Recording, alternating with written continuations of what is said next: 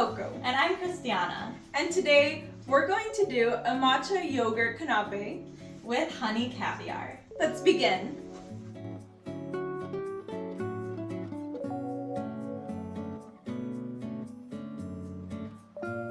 So first we're going to start by making our honey caviar alginate mixture.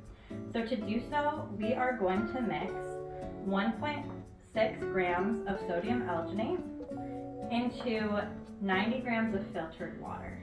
Now, does the water need to be filtered? Yes, it definitely does need to be filtered, either through a reverse osmosis system or by buying distilled water at the grocery store, because you want to make sure there's no calcium within that water, as it will mess up this reaction and it will not fully form the bubbles for you. So we're going to begin by mixing this here. So I'm just going to dump in the sodium alginate into the filtered water. Alright, and now we want to use an emulsion blender to minimize the amount of air bubbles.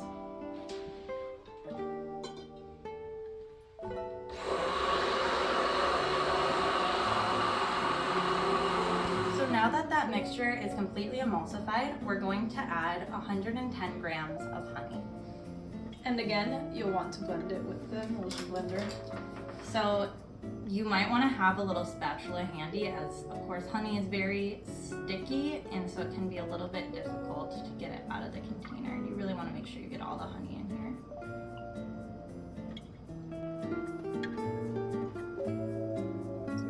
Okay, and so now we're going to blend the honey into this with the emulsion blender. And you want to make sure that this is fully incorporated here. So now that this is fully mixed together, we're going to put this in the refrigerator for at least 12 hours just to make sure we can let it sit for the bubbles to subside. Okay, so now we're going to make our calcium chloride bath. And to do this, we're going to mix 2.5 grams of calcium chloride into 18 ounces of filtered water.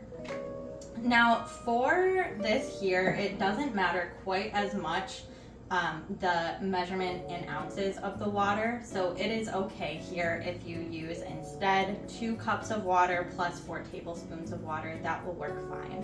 So go ahead and pour that in, and then we're just going to mix that and it will dissolve here. Now the calcium chloride is very nice with these solutions because it dissolves in cold water, so it's very easy to just mix this in. And then this solution, this bath, is what we're going to drip the alginate solution into to create the caviar itself. Welcome to Chemistry Corner with Jin Ho. Now, to promote the sodium alginate to set, the pH of the solution must be more than 5. Add sodium citrate to reduce the acidity of the liquid. Now, you can use a pH strip to check the pH of the solution, and they can be found easily on various online marketplaces. Now, alginate itself is a polysaccharide found in the cell walls of plants, such as seaweed. And the chemistry behind spherification is quite simple. Divalent ions within calcium are able to replace the existing unstable sodium ion bonds within sodium alginate with a strong divalent calcium bond holding the polysaccharide chains more closely together. These divalent cations within calcium bonds reinforce the polysaccharide chains of the alginate, creating a stable polysaccharide membrane surrounding a liquid. When the sodium alginate liquid is dropped within a calcium solution, as it is in direct spherification, this stabilizing reaction continues throughout the alginate, forming a gel. As this process is limited by the alginate, reverse spherification does not continue to gel when the calcium solution is removed from an alginate bath. Alright, so now we're going to make our honey caviar. And to do so, we're going to use this syringe. This is just going to make it a little bit easier for us to create our caviar here. Now you want your syringe to be deep into this liquid to avoid as many air bubbles as possible. And you're just going to very slowly pull up your alginate mixture here in order to bring it up into the syringe with the least amount of air bubbles. And you'll feel that pressure sort of pulling against you here. And now that you have this somewhat full, you're going to bring it out of this mixture. And then we're going to very gently drip it into our calcium chloride bath to form the caviar. And then you'll see it forming our little bubbles here.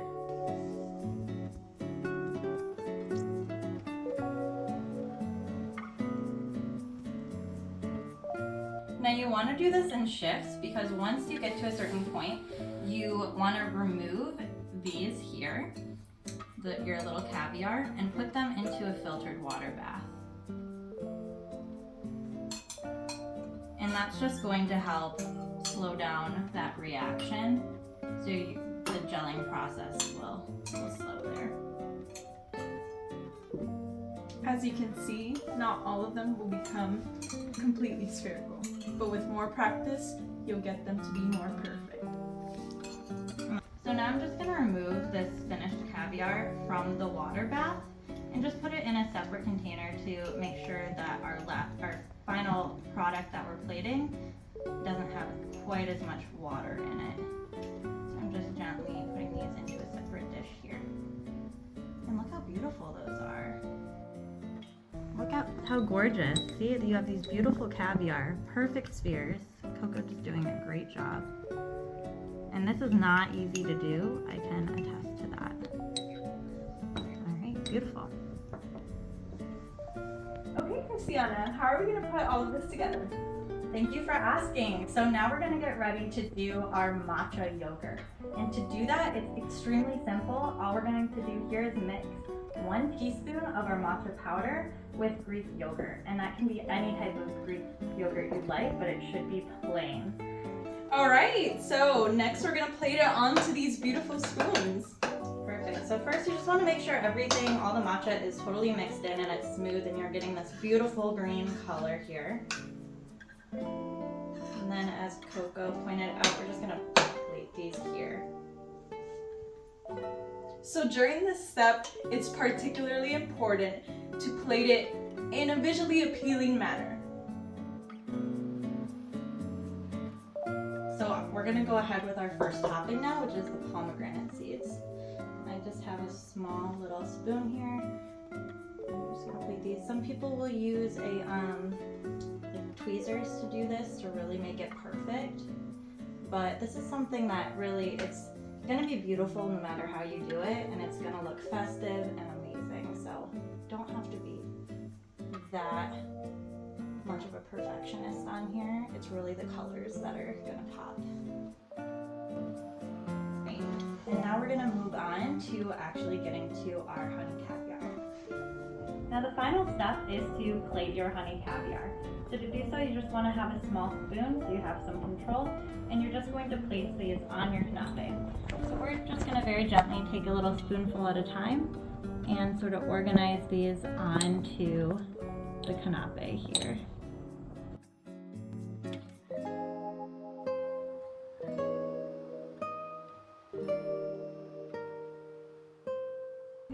All right. Should we try it out? Yeah, let's do it. All right, cheers.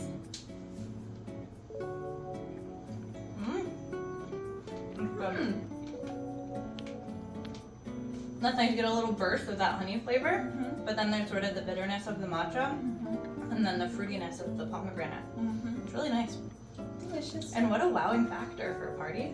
Very festive. So you have that water ionically bonding. Hey Jinho, do you want to try our spherified honey caviar? Oh, certainly. There you go. Thank you.